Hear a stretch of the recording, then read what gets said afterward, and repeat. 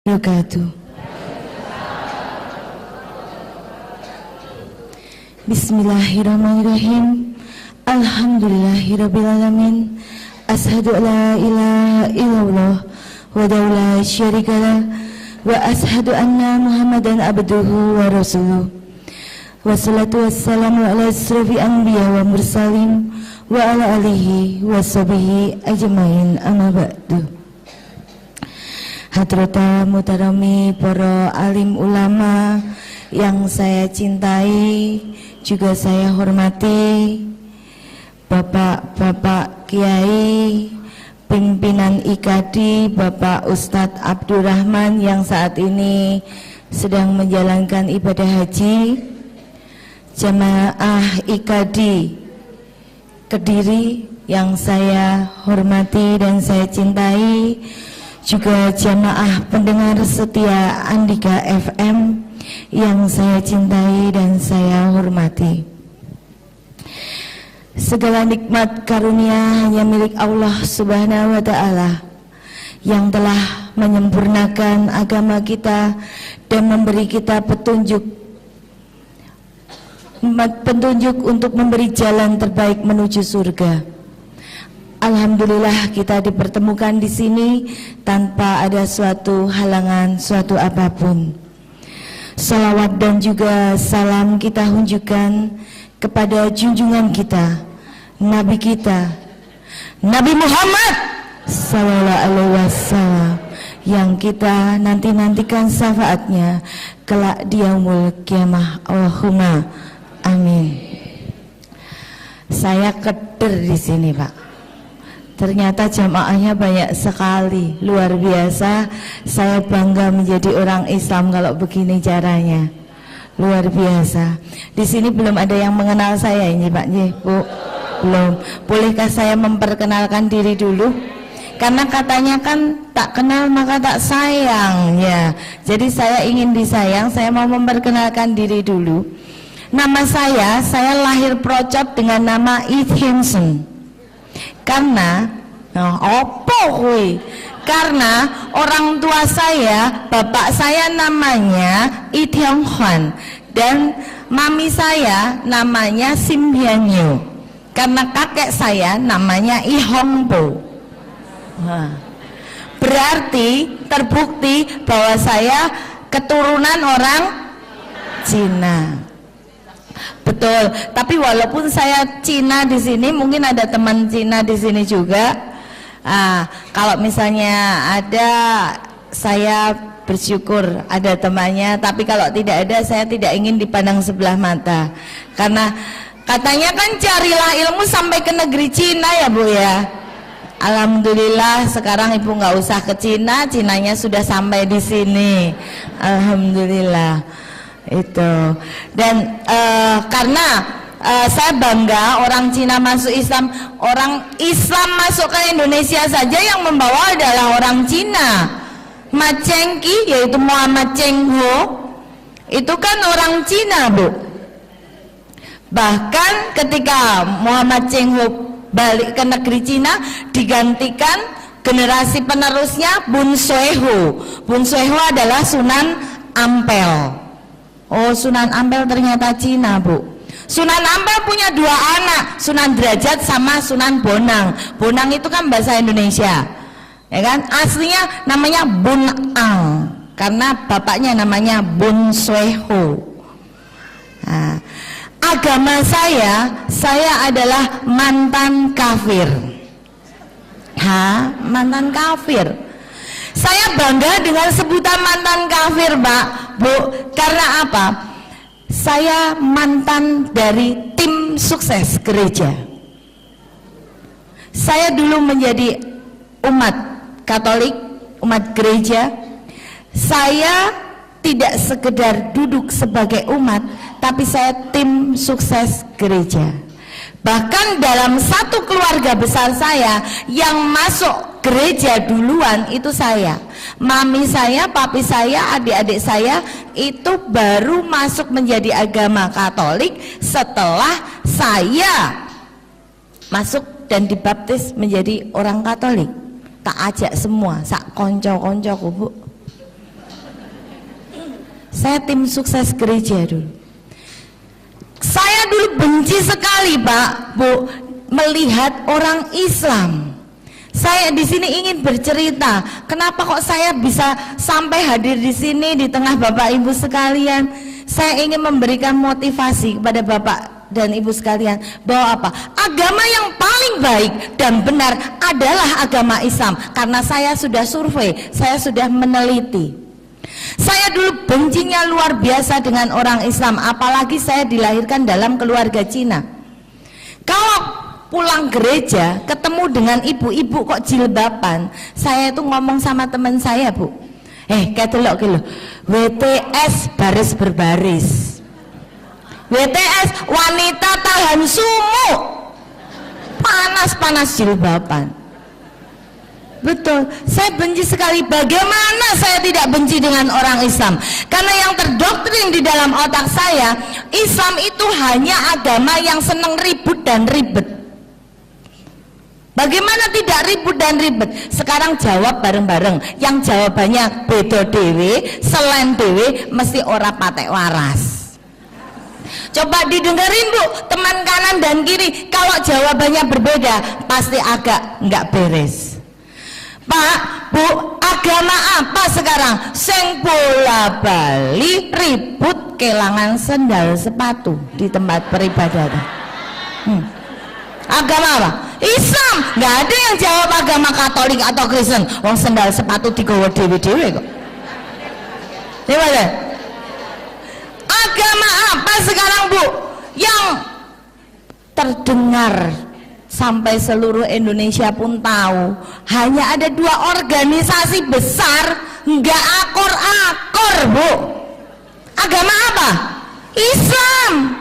Yang NU ngonek Muhammadiyah, ngomongnya Muhammadiyah memang Islam orang genah. Lah kenapa? Lah iya loh, sholat tarawih setahun pisan kui kok mung 8 rakaat. Nanti yang Muhammadiyah ngonek ke NU ngomongnya NU ki rapate Islam. Lah kok iso? Lah iya sholat tarawih setahun pisan mosok surate pendek-pendek. Saya paling seneng kalau ketemu orang Islam model seperti ini Bu, langsung tak cedeki, memang paling bener kaya aku rasa sholat. Iya Bu, saya ngomong sama orang Islam, wong Islam ngapa toh kowe kok milih agama kok rekoso-rekoso, mbok milih agama ki sing seneng-seneng wae kaya aku mbiyen. Ra usah dadak sholat 1 hari 5 kali, tapi 5 hari 1 kali. Neng gereja seneng keplok-keplok, nyanyi-nyanyi, orang dadak jebles-jebles ke batuk. Dah, saya ngomong gitu dulu Bu sama teman-teman saya. Ngapain? Neng gereja lo dandan ayu-ayu nganggo seksi-seksi, ora kenal satir. Dadi jagong lanang wedok bareng ya oleh. Penak toh? Nah, itu saya dulu betapa bencinya saya dengan orang Islam. Sampai suatu saat Allah memberikan dan menuntun saya kepada hidayah yang saya terima. Saya dituntun Allah kerja di lingkungan orang-orang Islam. Profesi saya itu dari Senin sampai Kamis adalah seorang pengacara atau advokat. Saya ngurusi di pengadilan orang cerai, orang rujuk, orang rebutan warisan, wong nyolong, wong korupsi, wong tukang ngapusi. Urusannya dengan saya di pengadilan setiap hari Senin sampai Kamis. Tapi katanya jadi orang Islam donya akhirat kudu imbang. Akhirnya Jumat sampai Minggu saya pakai untuk full ibadah. Ketika saya bekerja di lingkungan orang-orang Islam, visi dan misi saya adalah mengkristenkan teman-teman saya yang Islam. Betul itu. Saya masuk kantor tanda salib, pulang dari kantor tanda salib lagi, mau makan tanda salib, selesai makan tanda salib, mau masuk ruang sidang pun saya tanda salib, karena itu adalah tanda kemenangan orang Kristen. Begitu saya melakukan hal itu, teman saya risih. Dia bilang, tak kandani kowe iki ngopo to ket mau kok ngusai laler wae. Saya marah, Bu. Lho iki kurang ajar, ora kenal tanda salib. Lalu teman saya bilang, tak omongi ya, agamamu ki salah, kok dipeloni. Saya semakin marah. Akhirnya apa yang saya katakan? Sing salah ki agamamu. Kok iso? Lah ya, agama Islam kuwi agama paling ora rasional. Lah kok iso? Lah sing ngentut silitmu kok sing mbok raupi raimu. Lalu teman saya bilang katanya, ya ora apa-apa, lah kowe nek mumet, kowe lunga dokter kok ya dokter milih kok nyuntik kok ya bokong. Neng kok ya sirahe mari. Saya jengkel itu, Pak. Karena kejengkelan saya pergi ke toko buku, Bu. Di toko buku saya mencari pedomannya orang Islam. Apa? Al-Quran. Di sini Al-Quran semua, Bu? Alhamdulillah. Bapak juga Al-Quran, Nak? Alhamdulillah, bukan alkohol nih, Pak nih. Semoga tidak. Ketika saya membeli Al-Quran, kan kalau di toko buku yang gede itu kan Al-Quran dibungkus plastik, Bu. Saya pilih yang paling besar, saya pikir yang paling besar itu paling lengkap. Saya bawa pulang. Ketika di rumah saya buka. Begitu saya buka, saya gedek-gedek. Iki salah cetak. Cetakane salah. Lah wong tulisan kaya benang bundet cendol keriting ini kok didol. Akhirnya saya kembali lagi ke toko buku. Begitu saya kembali ke toko buku, saya bilang, iki tulisan apa ngene iki aku ora mudeng. Saya ditukar Quran tafsir dan terjemahan.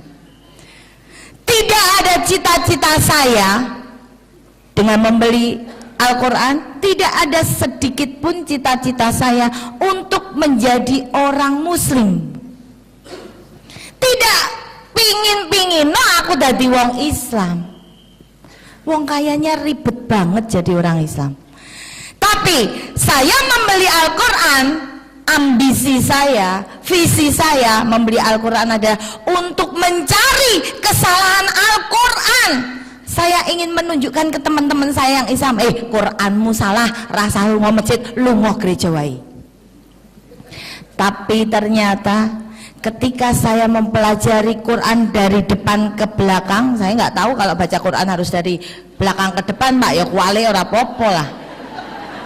Tapi subhanallah, Bu, walaupun Quran dibolak-balik, saya tidak menemukan satu kalimat pun yang salah di dalam Al-Quran. Saya jatuh cinta pada Al-Quran. Lalu di hadapan saya ada dua kitab, Bu, yaitu satu Al-Quran dan yang satu Alkitab. 33 tahun saya menjadi orang Nasrani, saya belum pernah meneliti isi dari Injil. Lalu tergelitik saya, lah Quran ki wis tak pelajari, ora ono sing salah. Saya akhirnya ingin sekali mempelajari, jangan-jangan sing salah Injilku ki. Karena saya nggak pernah belajar, Bu. Akhirnya saya buka Injil. Ketika saya membuka Injil, saya kaget luar biasa. Karena apa? Saya mendapati sebuah ayat di dalam Injil, di dalam Imamat 11 tertulis, haram bagimu makan babi dan binatang berkuku belah lain, bahkan bangkainya pun jangan kamu sentuh. Saya kaget, tak walik meneh, loh iki Injil, ini Alkitab isinya. Saya baca lagi, ternyata memang orang gereja itu haram makan babi. Saya mereview lah, aku kalau misa diajak romoku dulu, pastor, karena saya ada putra putri altar yang melayani romo di mimbar. Itu saya setelah misa di Sendang sono, pulang itu saya dihampirke di warung. Ditukokke tongseng kiri. Tak omong ibu. Ya orang Cina bilang hauce sencing punya. Hauce enak bu, karena saya belum tahu ayat ini. Ternyata ini tidak boleh, ini diharamkan. Bukan Alkitabnya yang salah, tapi menurut saya penerapannya yang tidak pas. Akhirnya saya buka lagi tentang Injil. Saya jadi nafsu bukanya, karena saya ingin jadi pintar. Ketika saya membuka Injil, akhirnya saya menemukan sebuah ayat di dalam Alkitab juga. Di dalam Korintus tertulis, "Hai wanita, kenakanlah tudung pada kepalamu, jika tidak botakin saja rambutmu. Pantaskah seorang wanita berdoa tanpa menggunakan tudung pada kepalanya?" Ayat berikutnya tertulis, seorang wanita yang berdoa tanpa menggunakan tudung pada kepalanya sama dengan menghina dirinya sendiri. Itu berarti wanita harus berjilbab. Tapi tak survei di gereja yang jilbaban kok mung suster. Saya dalam hati apa surgane iku mung meh dipek suster. Zaman saya di gereja, saya pakai baju model bupati pak. Cina kok mulus, buka paha tinggi-tinggi. Model baju kemeja segwilda memperlihatkan sekitar wilayah dada. Puting beliung kelihatan sedikit. Lah saya ini kan orang Cina. Kalau muter-muter lari pagi di alun-alun, model pakaian saya pakai celana model SMS kok pak. Selangkangan metu sidik. Itu gaya busana saya dulu, nggak berukut-berukut begini pak. Itu. Dan ternyata ini ayatnya diatur bahwa seorang wanita harus menutup auratnya. Saya kaget luar biasa. Saya jadi merasa digobloki ya. Saya buka Injil lagi, ada pesan untuk bapak-bapak bu. Dikatakan di dalam Kejadian, "Hai laki-laki, sunatkanlah daging kulupmu sebagai perjanjian antara aku dengan dikau." Allah yang ngomong. Artinya lelaki itu wajib untuk bersunat pak. Sunatkanlah daging kulupmu sebagai perjanjian antara aku dengan dikau. Berarti wong lanang kan kudu sunat.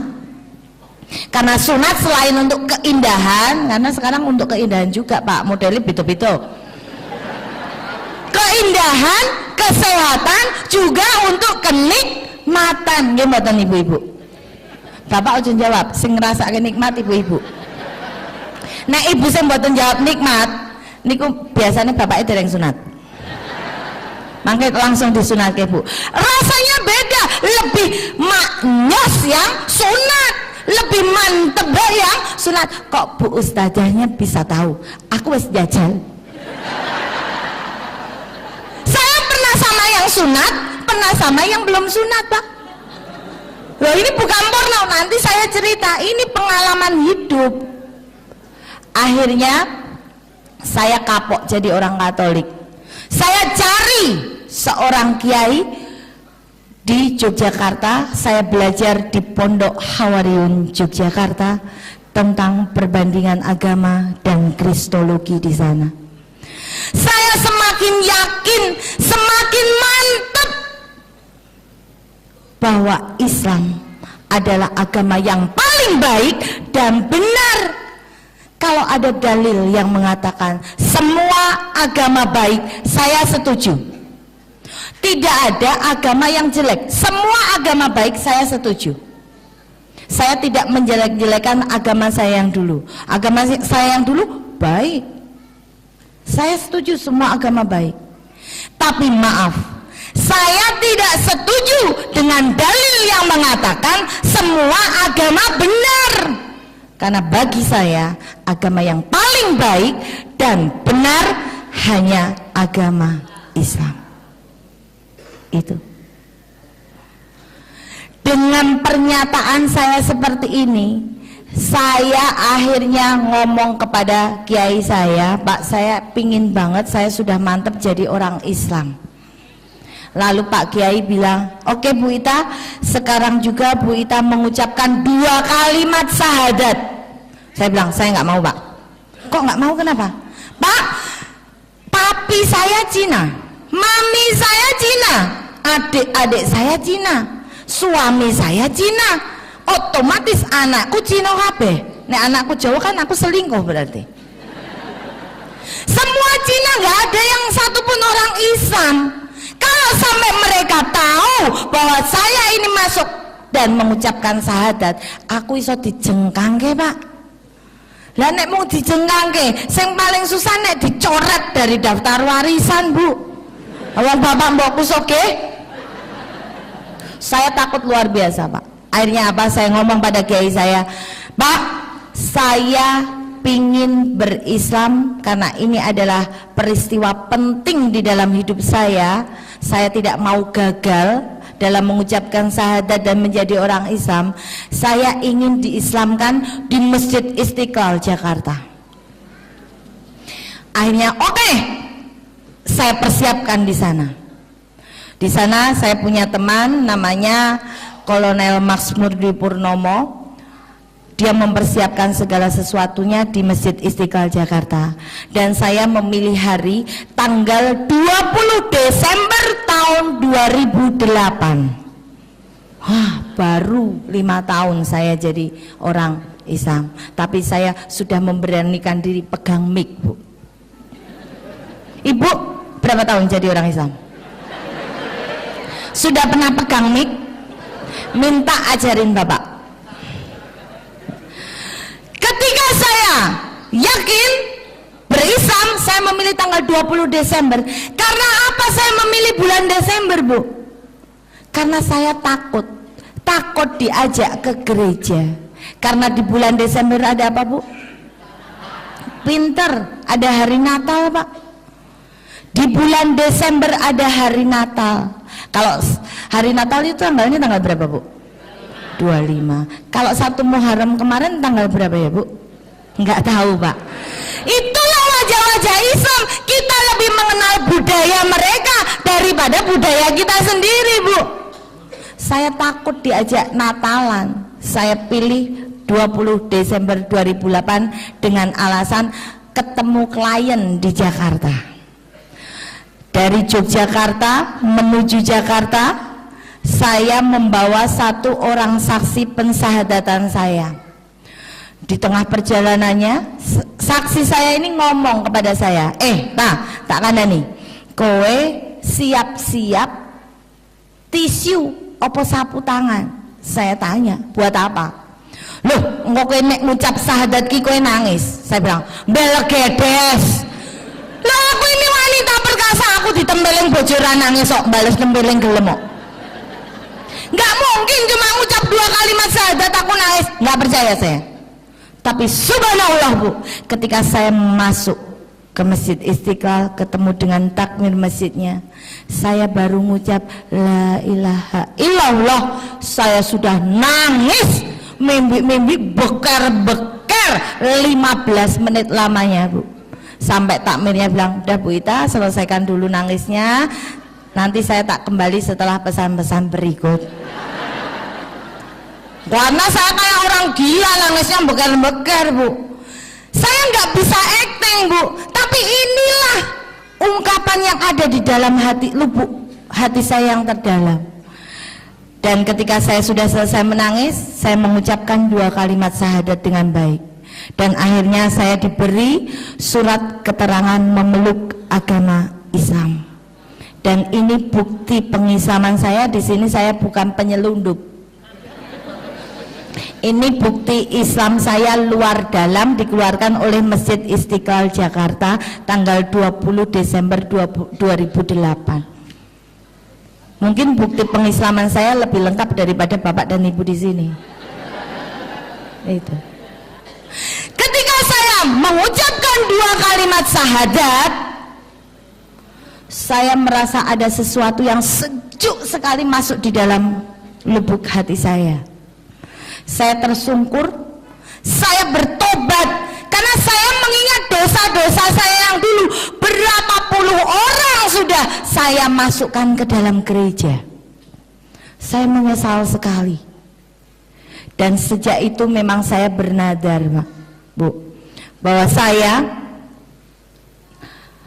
hidup atau mati, saya akan terus menyampaikan bahwa inilah Islam. Islam itu indah, dan saya akan membongkar dogma-dogma gereja yang saya terima.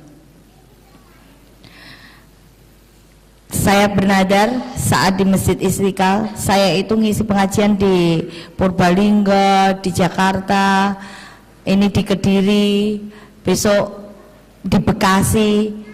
Alhamdulillah, Bu, saya tidak pernah mau menerima bisaroh, karena bagi saya itu bukan makomnya. Ini hanya ilmu yang saya miliki. Saya nggak pernah mau menerima uang. Ini pernah dibantah oleh seorang kiai, berarti Bu Ita ini menghalangi orang bersedekah. Oh enggak, saya menerima, monggo siapa yang mau bersedekah. Di rumah saya itu membina 59 orang mualaf, baik dari gereja Katolik, dari orang Cina yang terbuang dari keluarganya. Saya tampung, saya bina untuk belajar sholat bersama, belajar Iqra bersama. Alhamdulillah mereka seneng. Dan monggo sodako dengan mereka boleh saya terima, mau sodako mukenah boleh, sajadah boleh, Iqra boleh, gula teh ya tak tompo, gitu. Saya malah kemarin ditanya sama jemaah, Bu, lah bisarohnya gimana? Aduh, saya nggak usah dikasih bisaroh, saya beliin kursi plastik aja satu. Karena apa? Di tempat saya setiap malam Rebo Legi, saya itu menggelar pengajian yang dihadiri kurang lebih 700 orang. Karena saya hanya ingin ngayomi mualaf-mualaf loh. Jangan khawatir, teman kita banyak. Nah itu biasanya saya kan selalu sewa kursi. Lah padahal kas mualaf ini nggak ada, karena saya tidak pernah menarik uang dari mualaf-mualaf. Niat saya menyenangkan mereka, Bu. Dan saya kekurangan kursi, saya minta satu kursi aja lah, nek sak jamaah setiap ngisi sak kursi kan lumayan, ya.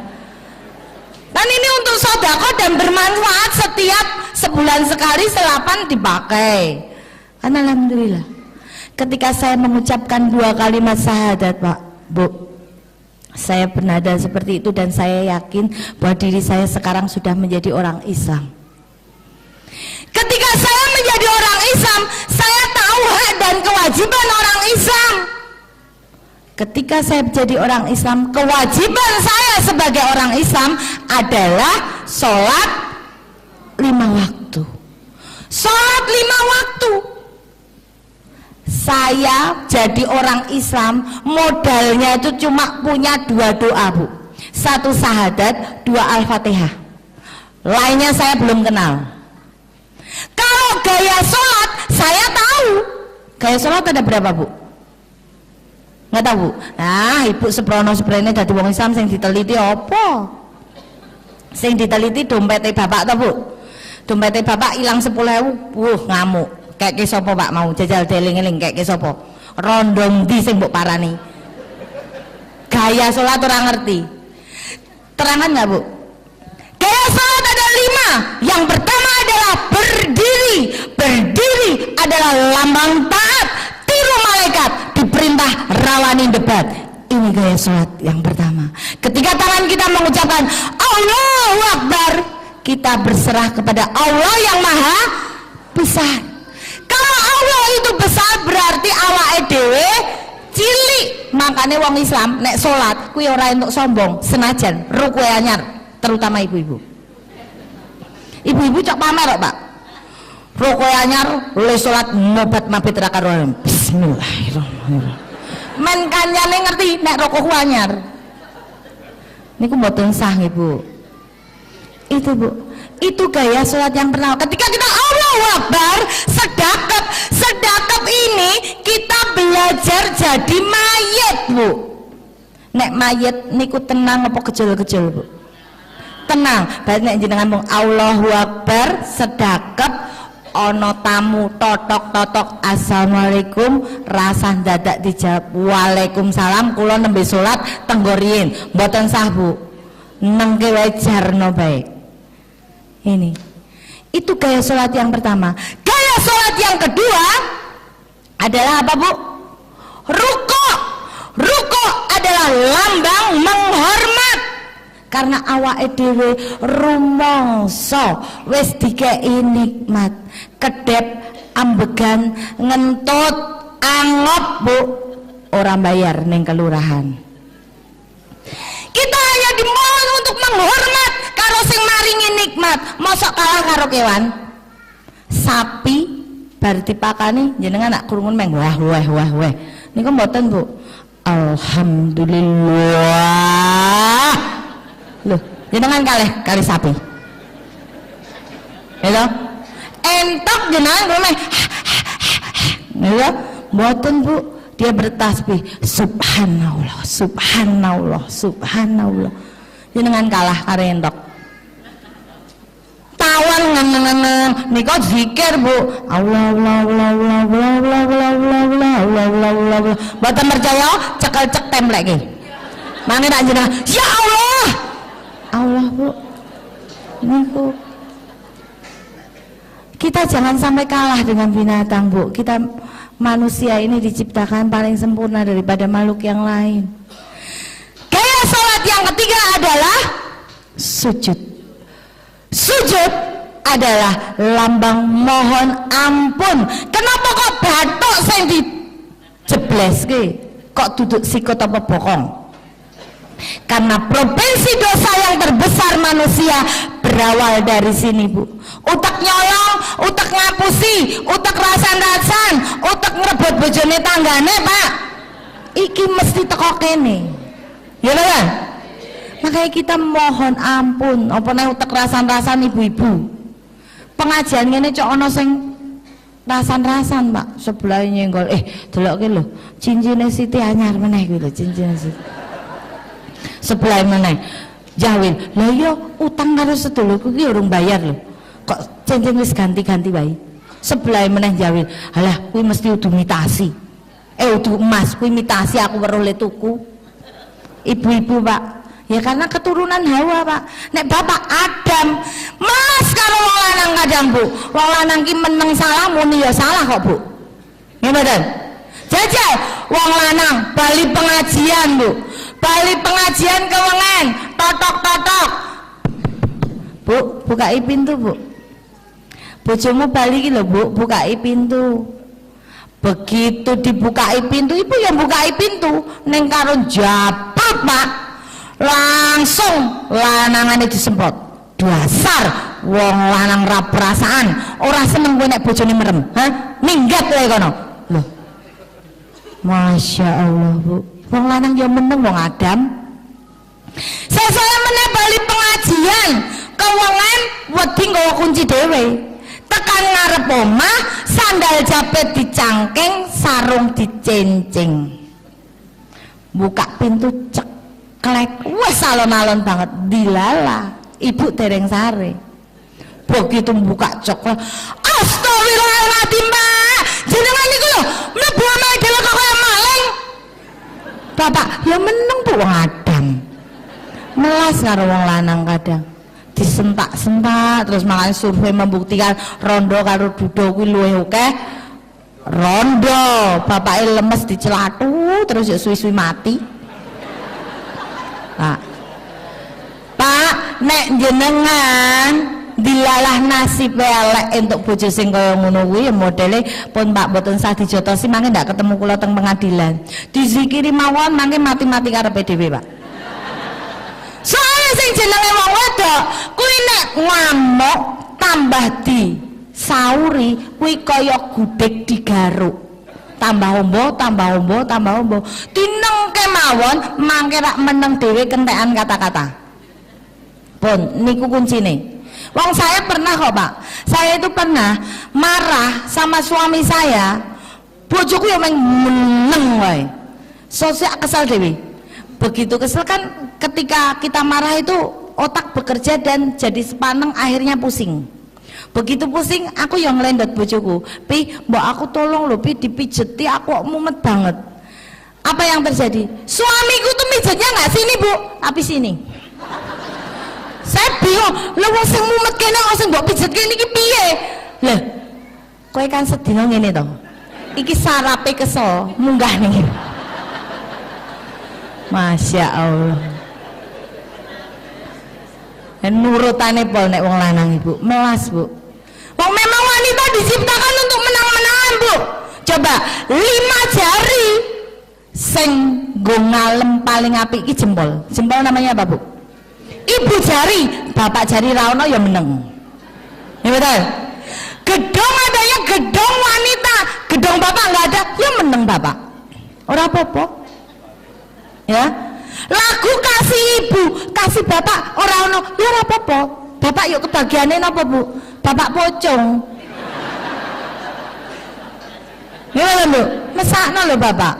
Bapak walah dadi wong wedok kok nekat wis dikeki rok wae sing nganggo katok kan ketok nek ora gelem kalah wong wedok itu bu. Jadi atas dosa-dosa kita ini kita mohon ampun dengan bersujud bu. Gaya sholat yang keempat adalah duduk. Duduk adalah lambang mohon berkah, minta rezeki karo Gusti Allah. Tapi bu, catatan penting, Allah tidak selalu menuruti keinginan kita, tapi Allah selalu memenuhi kebutuhan kita. Subhanallah. Karena cinta itu tidak selalu menuruti. Gimana bu? Ibu gadah putra? Gadah. Kira-kira ibu sayang nggak dengan anaknya ibu? Sayang banget. Orang wae diutang-utangke di anak-anake ben anake seneng nggih mboten? Bu, kalau ibu punya anak umur 7 tahun kok njaluk motor fiction, kira-kira ditumbaske mboten, Bu? Enggak. Kok enggak dituruti kenapa, Bu? Katanya sayang, Bu. Karena ibu tahu bahwa anakku belum mampu pakai motor besar. Gitu? Nek tak turuti kok malah mati. Tabrak truk. Gimana? Takut kehilangan anak. Demikian juga Bu, jenengan kok sholat, dongone sholat kok pingin sugih, ning kok pancet melarat kowe. Apa Gusti Allah ki nguntalke rezeki ki salah alamat apa ya? Gitu. Mboten Bu, sebenarnya Allah tuh ingin ngomong kepada kita semua, kowe tak kei melarat, neng kowe iki sehat, kudune kowe iso matur alhamdulillah.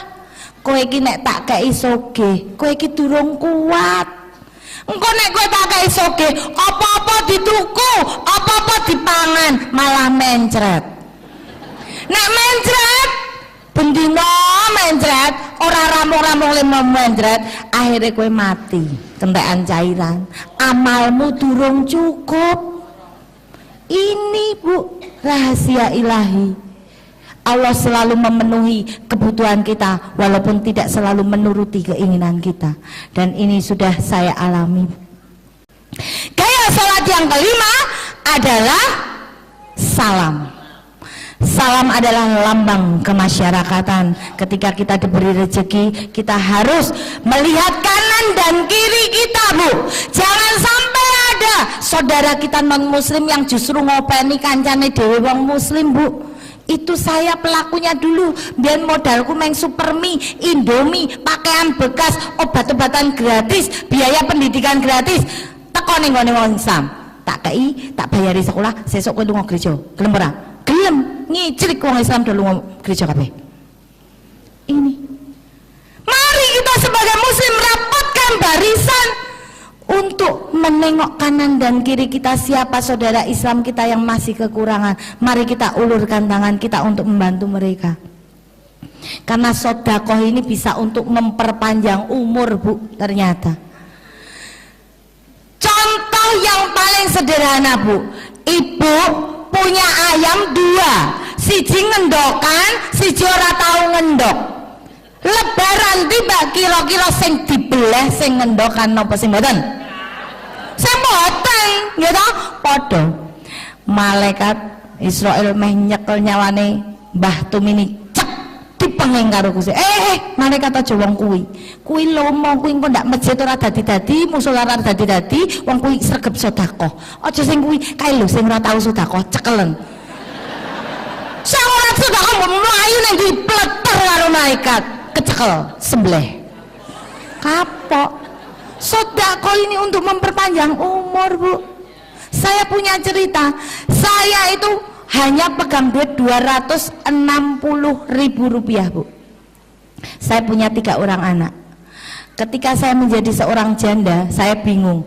Waduh, saya punya 3 orang anak dengan 2 pembantu, saya cuma tinggal pegang 260.000. 260.000. Apa yang harus saya lakukan dengan uang 260.000 ini? Saya tanya anak-anak saya satu persatu. Ternyata dari 3 orang anak, yang jawabannya paling mengena di dalam hati saya adalah yang paling kecil, yang TK. Dia katakan gini, "Mah, kasihin orang aja, Mah. Jadi kalau kita butuh apa-apa kan kita bisa dikasih orang." Jawaban sangat simpel, Bu. Tapi akhirnya saya kembali berpikir, iya ya, dikasih ke orang itu artinya disodakohke, supaya kita mendapat berlipat ganda. Langsung saya mengajak 3 orang anak saya pergi ke panti asuhan, 250.000 saya sumbangkan ke sana. Saya cuma tinggal pegang 10.000 untuk sarapan besok pagi. Saya nggak mikir besok mau makan apa, saya nggak kepikir, Bu. 250 saya kasih panti. Luar biasa. Setelah saya selesai makan sarapan pagi, ada orang datang ke rumah saya, celuk, nangis, "Bu Ita, saya dicerai sama suami. Tapi saya nggak mau cerai sama suami saya masih cinta sekali. Udah, suami saya mau nikah lagi nggak apa-apa, yang penting saya nggak dicerai. Tolong Bu Ita, saya dibantu." Oke, Bu, bikin surat kuasa ke saya. Udah, saya mau bayar berapa aja sama Bu Ita, yang penting saya nggak jadi cerai. Oke, deal. 10 juta gimana, Bu? Saya tahu orang kaya ini. 10 juta gimana, Bu? Ya nggak apa-apa, tapi saya baru bawa 5 juta Bu Ita. Nanti yang 5 juta siang saya antar. Subhanallah, Allah memberi gantinya 250.000 diganti 10 juta, Bu. Alhamdulillah. Ini pengalaman saya. Ketika saya menjadi orang Islam, modal saya cuma 2 doa, gaya sholat saya tahu. Apa yang saya lakukan, Bu? Saya cari imam di masjid. Tapi ternyata masjid tidak seperti gereja. Kalau di gereja 24 jam romo pastor ada di gereja. Cari sewaktu-waktu pasti ada. Begitu saya mau sholat asar, saya ketinggalan makmum. Tengok kosong, masjidnya melompong, nggak ada imam, nggak ada siapapun juga. Padahal waktu asar sudah hampir habis. Saya bingung, saya langsung berwudu. Habis wudu, saya cari imam, nggak ada. Wes, pokoknya niatnya aku sholat. Apa yang saya lakukan? Allahu Akbar, syahadat. Allahu Akbar, Al-Fatihah. Allahu Akbar, syahadat meneh. Allahu Akbar, Al-Fatihah. Tekan salam, isi sholatku syahadat karo Al-Fatihah. Wong saya belum bisa. Tapi alhamdulillah, Bu, saya yakin sekali sama malaikat saya sudah ditulis sholat. Karena bonus pengikut Nabi Muhammad, punya niat baik kok belum bisa kesampaian, insya Allah sudah ditulis baik. Jenengan duwe niat munggah kaji, neng duit turun ngumpul-ngumpul, neng wes niat banget, Bu, insya Allah sama malaikat sudah dicatat kaji pisan. Allahumma amin. Itu, Bu. Begitu saya pulang, saya belajar sholat dengan baik, saya sudah pintar sholat, Pak. Begitu adzan berkumandang, saya masuk kamar mandi, wudhu, masuk kamar tak kunci. Kok dikunci? Wedi bojoku karo anakku ngerti. Karena saya masih takut. Akhirnya kegiatan saya ini diamati oleh suami saya. Iki anggar masjid bengok-bengok, bojoku iki kok mesti mlebu kamar iki ngopo? Bayangkan, Bu, suami saya itu beratnya 110 kg. Kuat toh? Makanya, Pak, hati-hati dengan ibu-ibu. Ibu iki kuat nggawa barang abot. Jadi hati-hati. Begitu dia penasaran, dia manjat kursi, ngintip di jendela. Saya lagi sholat, langsung dia bengok. Oh alamah, mah Cino gemblong. Aku sholat dia ngomong gemblong, Pak. Jajan. Saya sudah duk. Saya keluar dari kamar, saya sudah persiapan ini bakal mesti diseneni. Betul. Begitu saya keluar dari kamar, bojoku langsung jagong, tak kandani kowe. Saya dulu aku mbiyen urung dadi Islam wani kowe ngomong ngono tak sampluk kowe. Tapi wong saiki aku wis dadi Islam, di Islam diajarkan bahwa kita sebagai wanita itu harus patuh, harus bakti kepada suami. Ini penting di dalam Islam. Aku nggak berani, aku harus patuh karena engkau masih suamiku di sini. Saya duduk. Akhirnya suami saya bilang, mah, tak kandani ya. Kowe kuwi sarjana, mawi kowe ki S2 loh. Kok kowe gelem-geleme digobloki wong SD Impres ora tamat. Kiaimu kae SD Impres ora tamat, tak omongi. Kok kowe gelem-geleme nurut karo SD Impres ora tamat. Lah piye Bah, kepiye? Loh, ngapain? Kamu itu seorang sarjana, kamu tahu bahwa bumi itu bulat. Ngapa kowe ndadak salat madhep kiblat? Wong bumi bulat tak Tuhan neng diwae ketemu wong muter-muter ya meng ning kono. Kalau ibu bapak dapat pertanyaan gini bingung. Untung saya sudah pintar, Pak. Ketika saya dapat pertanyaan seperti ini, saya langsung tidak berbicara tentang Al-Quran karena suami saya tidak percaya dengan Al-Quran, percayanya kepada Alkitab. Saya bilang, Pak, sing ngongkon aku sholat madhep kiblat itu adalah Alkitab. Di dalam Alkitab tertulis dengan jelas, di situ dikatakan sujud dan berdoalah kepadaku sesuai dengan arah baitku yang kudus. Berarti ada arahnya. Bahkan pemindahan kiblat dari Masjidil Aqsa di Yerusalem, Masjidil Aqsa dulu ya Pak, pindah ke Mekah, itu pun diatur di dalam Injil. Yerusalem, Yerusalem, engkau akan ditinggalkan oleh anak-anakmu dan rumahmu ini akan menjadi sunyi. Pindah ke Mekah, diatur pemindahan di dalam Injil, luar biasa. Lalu suami saya kaget, loh kok wis pinter. Lalu suami saya bilang, loh mah, omongmu mbiyen wong Islam ki wong goblok. Piye ora goblok? Lah wong sing ngentut silite kok sik diraupi raine. Lah kok kowe saiki malah pancet ketularan goblok. Saya waduh senjata makan tuan nih. Akhirnya saya menjawab dari segi Alkitab, Pak. Pak, aku wudhu. Itu yang mengajarkan aku wudhu dan bagaimana cara wudhu itu ada di dalam Injil.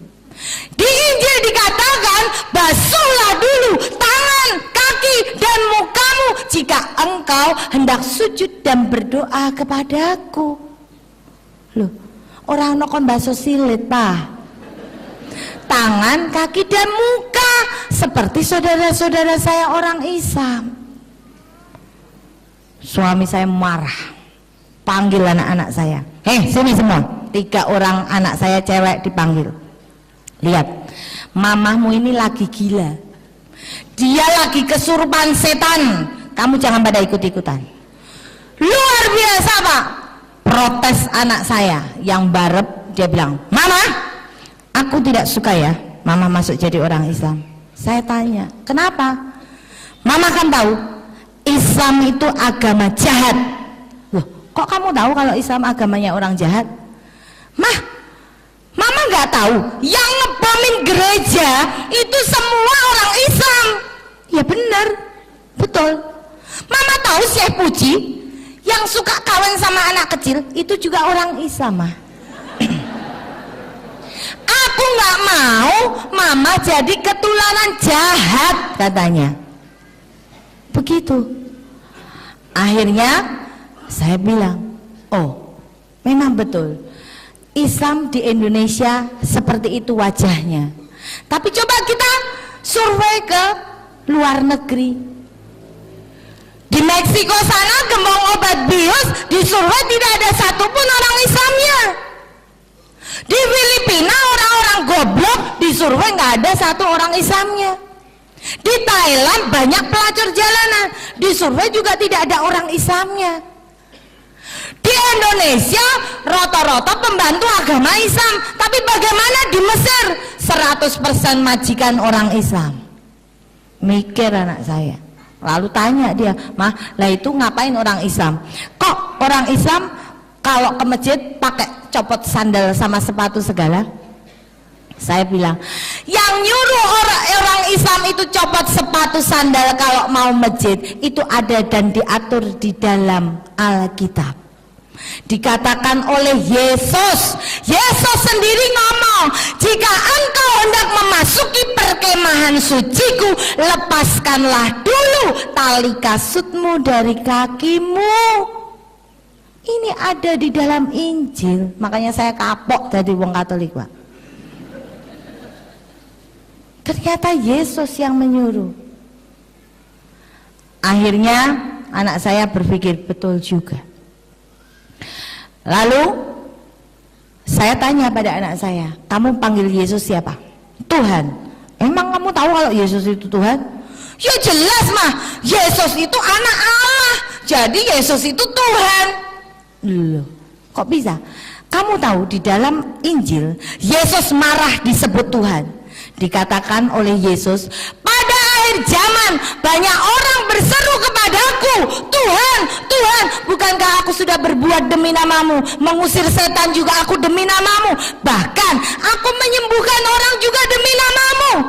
Tapi aku, Yesus ini yang ngomong, Pak, tapi aku akan mengatakan kepada mereka, aku tidak mengenal engkau, enyahlah kau, hai si pembuat kejahatan. Yesus marah dianggap Tuhan. Bahkan di dalam Yohanes, Yesus mengajarkan 2 kalimat syahadat. Yesus katakan bahwa inilah hidup yang kekal itu, bahwa mereka mengenal hanya Engkau satu-satunya Allah yang benar, dan Yesus Kristus sebagai utusannya. La ilaha illallah, Yesus Rasulullah, bukan Tuhan. Tapi kenapa Yesus disebut Tuhan? Yesus disebut Tuhan baru pada tahun 325 Masehi. Sebelumnya Yesus belum dianggap Tuhan. Ini adalah kepentingan dan sejarah Romawi. Kapan-kapan saya terangkan, kalau diundang lagi. Itu anak saya bingung. Lalu apa yang terjadi? Suami saya telepon mami saya. Telepon mami saya, Mi, Ita tuh sekarang sudah nggak jadi pengikutnya Yesus, saya malah jadi pengikutnya Muhammad. Saya ditelepon oleh mami saya, Pak, pulang. Saya deg-degan, wah alamat lain untuk warisan. Begitu saya pulang, mami saya ngomong, nama saya Idiansen, mami saya panggil saya Ii. Mami dengar kamu ini sudah jadi orang Islam. Saya cuma cengar-cengir, wedi lah untuk warisan kok. Lalu mami saya ngomong lagi, oh ya, nek kowe dadi wong Islam, kuwi padha wae mopok tai wong tuamu lho. Saya masih bingung, kok Islam dipodoki karo tai ya? Saya bingung, Pak. Ketika mami saya ngomong, kalau kamu jadi orang Islam, mami ramen lunga gereja meneh. Saya langsung, yes, bener Mi, aku udah jadi Islam. Mami nggak usah ke gereja lagi. Mending ora gereja, ora masjid, ora kerja, rantu duit. Mami saya langsung malah gendeng. Kowe iki tak sekolahke dhuwur-dhuwur ora kuat apa piye kok ya dadi jeglek. Katanya. Betul, Pak. Akhirnya mami saya panggil Romo dari Wamena.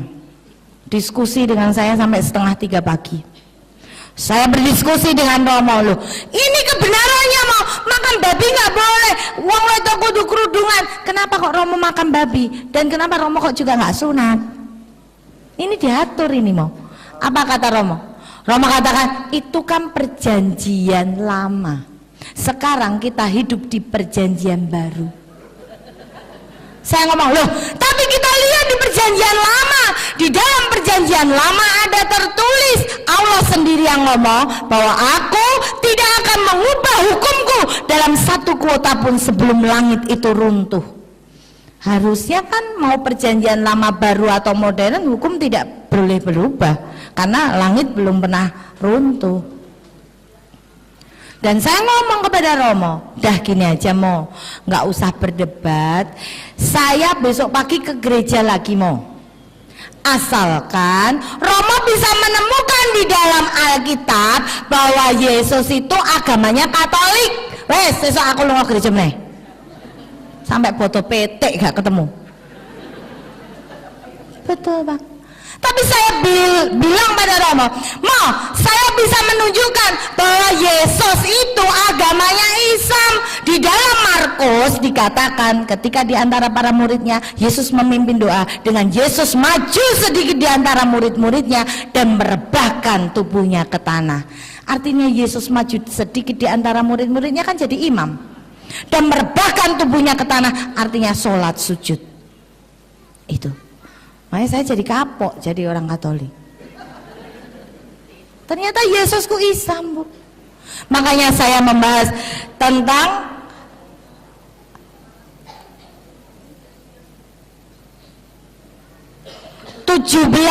alasan menjadi pengikut Yesus yang setia harus berislam.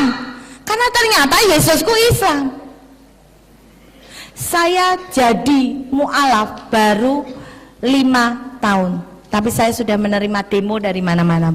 Saya siap, bahkan saya diancam, saya siap. Karena apa? Di dalam saya berdakwah, saya pernah ada orang datang ke tempat saya, dia mengatakan begini, Bu Ita, saya tidak setuju dengan dakwahnya Bu Ita. Saya tanya, kenapa? Dakwah mana yang tidak setuju, Pak? Dia katakan bahwa berani sekali Bu Ita mengatakan Yesus itu bukan Tuhan. Saya ngomong ke orang itu, Pak, kalau pingin tahu, pingin diskusi bahwa Yesus itu bukan Tuhan, mari masuk ke rumah saya, mari kita diskusi secara damai. Saya punya bukti 101 bukti di dalam Injil. Yesus sendiri yang mengatakan dirinya bukan Tuhan. Apa jawab dia? Saya tidak butuh diskusi dengan Bu Ita. Lihat saja Bu Ita, suatu saat pasti kejadian. Saya kaget, oh Anda mengancam saya. Maaf Pak, saya tidak pernah takut dengan ancaman terminal seperti itu. Saya katakan pada saudara, ketika saya sudah melangkah maju menjadi seorang Islam, saya tidak akan pernah mundur satu langkah pun. Justru dengan ancaman ini aku lembengok, saya seru. Saya tidak pernah takut. Mungkin bisa saja dengan uang jenengan saya masuk sel, bisa. Karena ada beberapa oknum polisi yang mungkin doyan duit, bisa saya masuk sel. Tapi hikmah yang saya terima ketika hal itu terjadi, saya diberi waktu lebih banyak oleh Allah untuk saya lebih mendalami Al-Quran dan Alkitab di dalam sel. Atau kalau dengan dia tidak suka dengan saya, dia sewa orang untuk membunuh saya ditembak, dar, saya mati, insya Allah mati saya kusnul khotimah. Allahumma amin. Dijemput oleh bidodoro surga.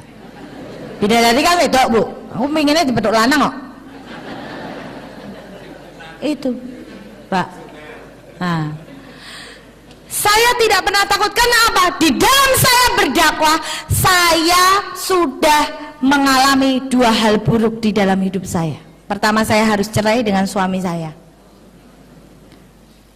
Kedua, saya menjadi hubungannya tidak baik dengan keluarga besar saya karena mereka kecewa. Kenapa dulu saya mengajak mereka masuk gereja, sekarang malah belok sendiri. Itu adalah peristiwa yang paling buruk di dalam hidup saya. Ketika saya sudah memutuskan menjadi orang Islam, saya masih takut saat itu Pak. Karena apa? Saya curhat pada Allah. Karena apa? Allah katakan, kan kalau curhat sebaik-baiknya curhat itu hanya kepada Allah. Kita satu hari ikrar 17 kali, iya karena budu, iya karena Tain, nggak usah curhat dengan siapa. Saya curhat pada Allah, Bu. Saya katakan pada Allah, Allah aku tuh jadi orang Islam pingin ngresi itu so. Tapi kenapa suamiku belum mau jadi Islam? Lah nek aku pingin, Pak. Kiku-kiku kan sedina ping 5. Kan aku nambah dosa sama dengan berzina. Gimana, Bu? Lah aku masih muda kok, Pak. Doyan. Kan berarti setiap hari saya nambah dosa. Lah kok aku dadi wong sama dosane akeh. Saya curhat pada Allah dan Allah langsung memberikan petunjuk. Suatu saat saya ngonangi bahasa Indonesianya apa iki? Mengetahui, memergoi, betul. Mergoi bahasa Jawa, Bu. Ya, mengetahui itu tadi. Mengetahui bahwa suami saya berzina dengan pembantu saya. Astagfirullah, ayune ngono kok ya iso-isone bojone selingkuh. Apa meneh ibu-ibu sing rapate ayu. Kencang wae, Bu. Betul, Pak. Saya masih belum sadar saat itu bahwa ini adalah petunjuk Allah. Pertama, tak nengno. Kedua, tak anggap kilaf. Ketiga, baru saya sadar ini petunjuk Allah bahwa saya harus lepas dari suami saya. Akhirnya saya ngomong pada suami saya, cerai aja. Kata suami, oke, cerai dengan kamu nggak masalah. Tapi bondong gak aku anak gowo kowe. Oke, boleh. Saya bawa 3 orang anak, Bu. Saya bawa 3 orang anak, harta saya berikan ke dia, hotel saya berikan ke dia, karoseri mobil saya berikan ke dia, semua dia bawa. Saya hanya membawa 3 orang anak dengan uang 600.000 rupiah. Saya kontrak di sebuah rumah. Nelongso saat itu, Bu. Ternyata dadi Islam kok abot banget. Aku kudu ngakani anakku dewe, tidak ada bapaknya. Anak ikut saya semua. Anak saya kebutuhannya sangat luar biasa karena terbiasa hidup enak. Nangis, Bu, tapi saya di depan anak tidak pernah menangis. Saya menunjukkan bahwa saya adalah wanita yang tegar dan kamu harus jadi seperti mama. Saya menangis hanya setiap saya tahajud dan duha. Duha saya 12 rakaat, tahajud saya 8 rakaat. Saya tidak pernah mau ketinggalan. Ketika saya curhat pada Allah, Allah memberikan anugerah yang luar biasa. Pada saat itu rumah yang saya kontrakin itu dijual, mau dijual.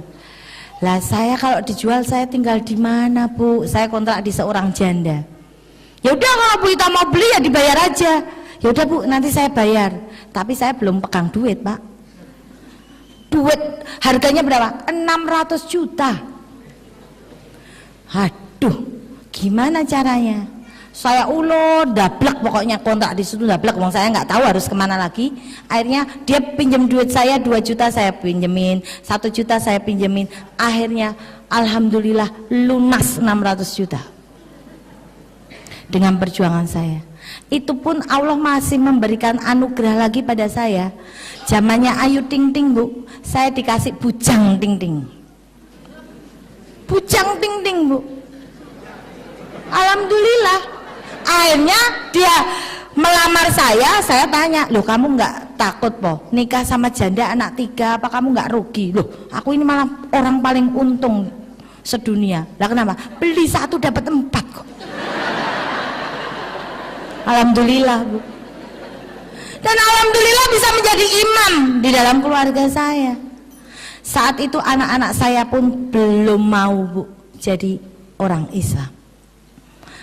Berbahagialah kita dilahirkan dalam keluarga Islam, ibu bapak menjadi orang Islam. Ini semua ini Islam semua ya, Bu. Nah, saya tak tanya, ibu kok milih agama kok Islam? Terus nabinya siapa, Bu? Nabi Muhammad. Lalu sing ibu senengi kuwi kira-kira agamane sik apa jatuh cinta sik mbek nabine sih, Bu, sakjane? Hah? Milih agama kok ndadak Islam, milih nabi kok ya ndadak Nabi Muhammad. Sing mbok senengi kuwi agamane sik apa jatuh cinta sik mbek nabine, Bu? Hah? Bapak apa, Pak? nabinya. Betul, jatuh cinta dulu pada nabinya, karena di Ali Imran 31 dikatakan ya Pak, qul in kuntum tuhibbunallaha fattabi'uni yuhibbukumullahu wa yaghfir lakum dzunubakum wallahu ghafurur rahim. Artinya apa Bu? Ambo loh, padahal ibu paling seneng lagu idola Tombo Hati katanya Pak. Tombo hatiku lima perkarane, kaping pisan maca Quran samaknane. Sampun Bu? Dereng. Nek maca Quran sampun maknane dereng nggih. Nggih, muga-muga meningkat. Berarti niku lagune salah, tak gantine mawon Bu. Tombo hatiku lima perkarane, kaping pisan maca kanca samareme. Sampun Bu? Sampun Pak, ibu-ibu Pak. Ya, itu artinya Bu, katakan Muhammad, jika umatmu mereka itu mencintai aku, mencintai Allah, senanglah dulu pada nabinya, baru senang pada agamanya. Seperti saya pada pagi hari ini, saya ditelepon Pak Agus Rahmat. Pak Agus Rahmat ya? Pak Agus Rahmat ya. Telepon saya, Bu Itang ngisi di Kediri, di Kadi. Ini nggak langsung Bu, pakai proses telepon dulu, saya diseret Pak Agus ke sini. Ibu kenal dengan Pak Agus Rahmat Ibu? Kira-kira orangnya baik apa elek? Baik. Ono wong rawani ngomong elek. Insya Allah Bu, kalau Pak Agus ini baik, sing digawa ya apik. Demikian juga Islam. Islam sing gawa siapa Bu? Nabi Muhammad. Nabi Muhammad sing gawani sing maha kuwasa, kon ngedumke karo para menungso sing pengen urip mulya ning alam donya, ning syarate kudu salat sedina ping 5. Sampun nggih Bu. Sing bedake awake dhewe karo kethek Bu, niku salate Bu. Kabeh binatang mangan langsung tutuk, mboten? Ya. Cup cup cup. Mung kethek sing mangan nganggo tangan sik gek dilebokke cangkem padha karo menungso. Mbuh menungso sing niru kethek apa kethek sing niru menungso kula mboten paham. Gitu? Padha semua model gaya kethek kita bisa. Yang membedakan nek kethek ora salat, awake dhewe salat Bu. Dadi nek jenengan manggen dalu kok diambung bapak mboten tahu salat, berarti padha karo diambung. Rungokno Pak. Bapak nek ngatos niku manggen dalu kok jenengan pengin numpak ibu ora tahu salat kok ditumpaki, berarti padha numpaki. Wong loro setel padha ra salate kan berarti kethek tumpak-tumpakan karo kethek Bu. Benar. Itu loh Pak. Ini yang membedakan kita. Ketika saya punya, diberi Allah anugerah, kita kayak bujang, ting-ting, Islam, sunat, ternyata memang rasanya beda. Ini ceritanya. Suami saya Cina dulu nggak sunat Pak, bujel, nggak enak, biasa aja. Tapi begitu ketemu bujang ting-ting sunat, rasanya maknyes tenan Pak. Nah, ini memang sudah diatur, memang ini hukum wajib sunat itu untuk para laki-laki. Ketika saya sudah menikah dengan seorang bujang berislam ini yang sunat, anak saya pun belum mau jadi Islam. Karena apa? Dia malah menulis secarik kertas, katanya, "Mama, aku malu sekali punya mama yang beragama Islam. Kita kan orang Cina mah. Masa sih kita harus Islam? Apa kata teman-temanku di sekolah mah? Islam itu agamanya orang desa, Islam itu agama orang kampungan.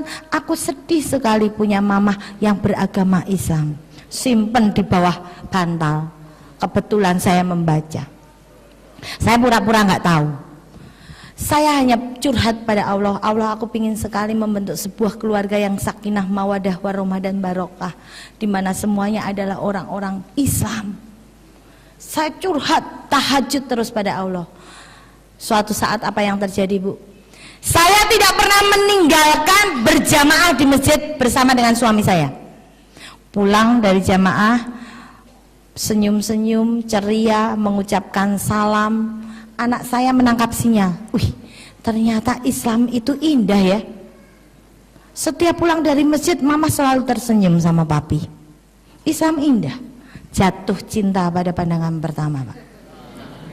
Ketika saya ketinggalan jamaah di masjid, saya berjamaah sengaja di ruang tamu supaya anak saya tahu, karena anak saya sering seliwar-seliwar di situ.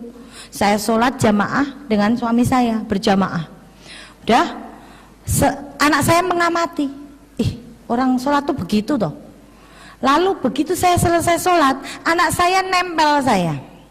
Mah, ternyata Islam itu romantis ya, Mah. Kok tahu? Nah itu mama setiap habis sholat, mama selalu nyium tangannya papi. Papi selalu nyium keningnya mama. Ternyata Islam itu romantis ya, Mah. Iya. Dia berpikir cukup lama ngelamun, tak nengke wae. Wis kono jatuh cinta pada Islam. Betul, Mak. Pulang saya dari kerja, mau parkir mobil, di stop oleh anak saya. Mah, tunggu dulu, Mah. Kenapa? Mah, ini sudah 3:30 sore. Mah, boleh nggak, Mah? Mamah antar aku ke pasar. Ngapain? Aku tolong beliin mukena sama sajadah, Mah. Saya pikir, buat siapa? Siapa yang ulang tahun siapa? Kita kan orang kita kan lebih senang mengenang hari ulang tahun, ya Bu. Ulang tahun diraya-rayain. Mbak ulang tahun ya tukok ke roti tar dinyanyi kayak happy birthday to you. Mbak kaget tangi langsung ngamuk-ngamuk. Apa kowe ngomong apa kowe? Kurang ajar. Bocah saiki karo wong tua kurang ajar wani bedes-bedes ke. Mbak krungune mbak kan iki bedes turu. Iki bedes lho. Kita boleh Bu mengikut gaya mereka, tapi jangan sampai kita dicap sebagai golongan mereka, Bu. Boleh merayakan ulang tahun asal niat awalnya dibenerin dulu, niatnya untuk sedekah, diisi dengan doa. Boleh. Betul. Anak saya bilang, Mah, enggak, Mah, itu buat aku. Boleh enggak sih, Mah, kalau aku nanti maghrib ikut sholat di masjid walaupun aku belum dibaptis secara Islam? Dipikirnya masjid ada baptis. Boleh nggak, Mah, ke masjid kalau belum dibaptis? Boleh. Alhamdulillah 3 orang anak saya ikut sholat semua di masjid. Alhamdulillah. Dan malah tidak hanya segitunya, hanya ikut-ikutan sholat. Anak saya bilang, Mah, boleh nggak, Mah, aku ikut latihan baca Quran di TPQ? Tapi kan aku belum bisa, malu ya, Mah. Gimana caranya biar aku nggak malu, Mah? Saya panggil guru privat ke rumah. 3 orang anak saya akhirnya sudah pintar baca Quran. Bahkan ketika saya deres terus salah, di stop sama anak saya. Mah, apa ini tadi Mama bacanya apa? Ini salah, Mah. Ini bukan A, ini nga. Subhanallah. Ngain, bukan ama, ini nga. Alhamdulillah saya tidak pernah marah. Ya ini watawasobil haq watawasobis sober. Kan ada ibu-ibu zaman sekarang nek delik ke anaknya malah ngamuk. Nek ngomongnya anaknya, ayo, memang doa sih. Anak kon berdoa pinter. Giliran ibu delik ke anaknya emplak-emplok ibu ke susu. Anaknya, hayo ibu belum doa, halah cah cilik ngerti apa, aku wis donga dalam hati. Padahal ya ora apal ibu jajal Bu. Ini loh Bu, kasih kesempatan anak untuk mengkritik kita supaya dia menjadi berjiwa besar dan merasa oh aku itu bisa. Itu yang saya bangun di dalam keluarga saya. Dan alhamdulillah Bu, Keluarga saya menjadi keluarga yang insya Allah dengan doa Bapak dan Ibu menjadi keluarga yang sakinah, mawadah, warahmah dan barokah. Sekalipun hujatan, demo di mana-mana, saya mohon doa supaya saya bisa tetap istiqomah. Apapun yang terjadi, saya tidak takut dibuang oleh siapapun, karena saya mendapat ganti saudara sebegini banyak. Allahumma amin. Dan inilah alasan, 17 alasan kenapa saya menjadi orang Islam. Yang pertama, karena Yesus ajarkan 2 kalimat syahadat. Di dalam Yohanes 17 ayat 3, inilah hidup yang kekal itu, yaitu mereka mengenal Engkau satu-satunya Allah yang benar, dan mengenal Yesus Kristus yang telah Engkau utus. La ilaha illallah, Yesus Rasulullah. Ini. Dan yang kedua, Yesus menyuruh menyembah hanya kepada Allah, tidak kepada yang lain. Ini ada di dalam Matius. Semua saya katakan, semuanya ada footnote-nya. Yang ketiga, sunat berkitan seperti tadi yang saya jelaskan. Ini diatur di dalam beberapa ayat Kejadian dan Lukas. Berwudu juga diatur di dalam Keluaran. Bahwa ini loh apa yang harus kita basuh: tangan, kaki, dan muka. Mandi junub saja Bu, dulu saya males jadi wong Islam, nek entes kepenak-kepenak ngono isu-isu kon keramas barang kan adem Bu. Tapi ternyata di Injil pun diajarkan bahwa seorang laki-laki yang tertumpah mani itu harus mandi besar. Ini junub. Jilbab di dalam Korintus tadi sudah saya ungkap bahwa perempuan itu wajib untuk berjilbab. Yang ketujuh, sholat menghadap ke kiblat. Ini diatur di dalam Mazmur. Hukum kisos dikatakan bahwa Islam itu adalah agama jahat, agama keras. Tapi loh, coba kita lihat di Injil pun justru diajarkan, jika perempuan itu mendapat kecelakaan yang membawa maut, maka engkau harus memberi nyawa ganti nyawa, mata ganti mata, gigi ganti gigi, tangan ganti tangan, kaki ganti kaki, lejur ganti lejur, luka ganti luka, bengkak ganti bengkak. Ini kan balas dendam. Larangan membungakan uang diatur di dalam Injil. Kenapa saya membahas Alkitab? Rukun iman salah satunya kita wajib percaya kepada kitab. Nggih mboten, Bu? Kitab itu kan ada 4, Taurat, Zabur, Injil, dan Quran. Kata siapa Injil itu hanya milik orang gereja? Tidak, Injil juga milik kita. Tapi Injil yang mana dulu yang harus kita ikuti? Ini. Yang ke-10, haram makan darah termasuk babi. Haram makan babi, lalu haram minum minuman keras. Saya dulu ngomong pada anak saya heran kenapa Romo di setiap Ekaristi selalu minum anggur. Saya tahu itu anggur karena saya adalah pengurus Romo di mimbar. Dikatakan di situ bahwa Romo mengacungkan anggur ke jamaahnya, dikatakan inilah darah Yesus Kristus yang menghapus dosa dunia. Gelek. Saya tahu kalau itu anggur dari mana. Saya adalah misdina putra putri altar. Kalau Romone tuwek enggak doyan anggur, cuma dicecep tok saya ngenteknya aku. Jadi aku tahu kalau itu anggur. Padahal anggur diharamkan. Larangan membuat patung berhala, tapi ternyata di gereja banyak sekali patung menyerupai Yesus, Bunda Maria, Santo Yusuf, dan lain sebagainya. Hukum rajam juga diatur.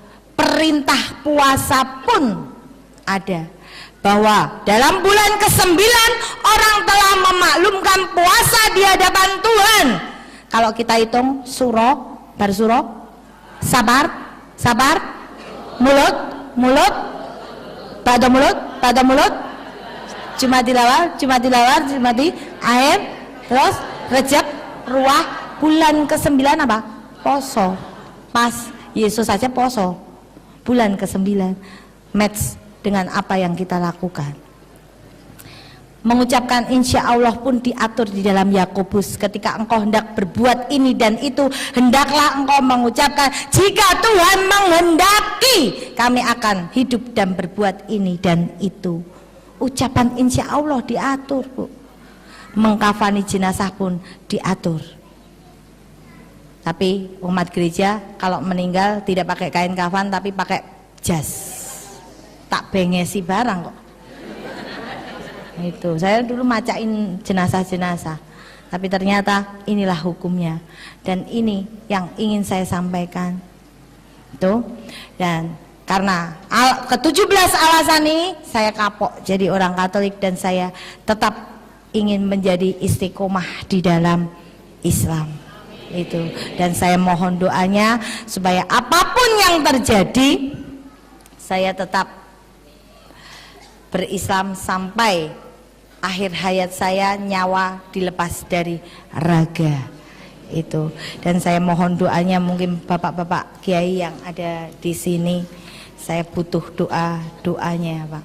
Itu saja yang saya sampaikan. Assalamualaikum warahmatullahi wabarakatuh. Oh, doa ya.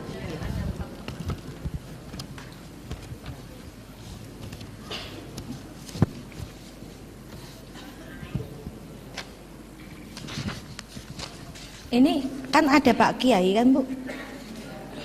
Hah? Oh, oke.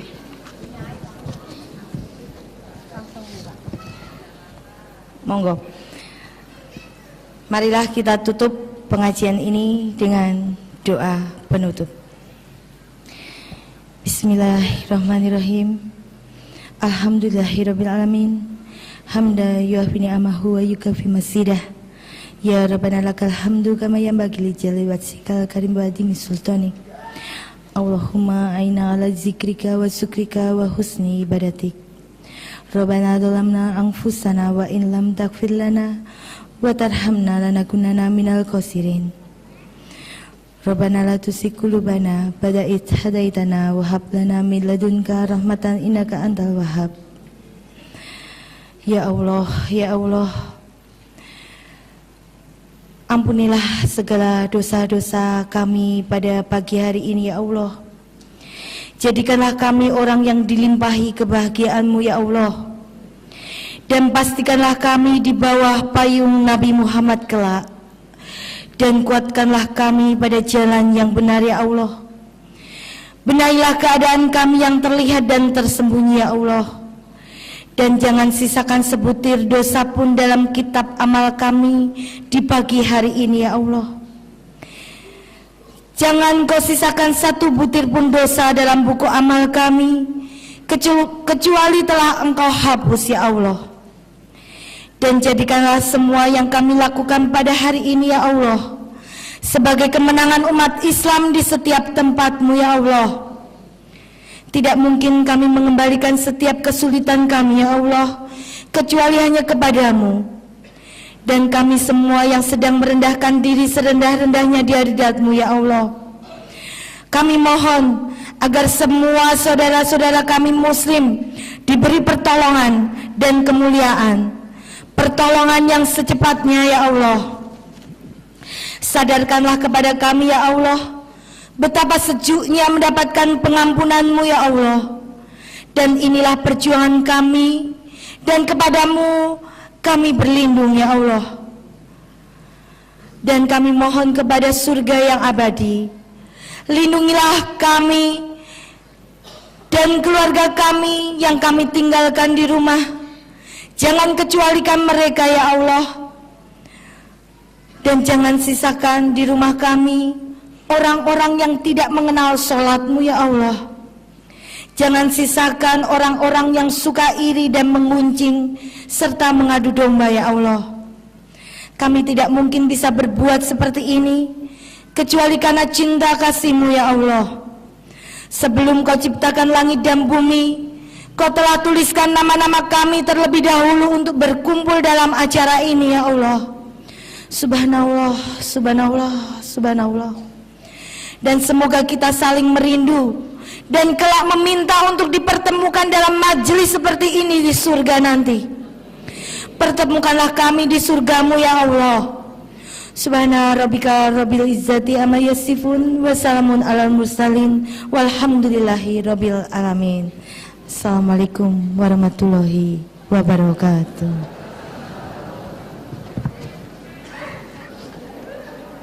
Hadirin wal hadirat jamaah ikati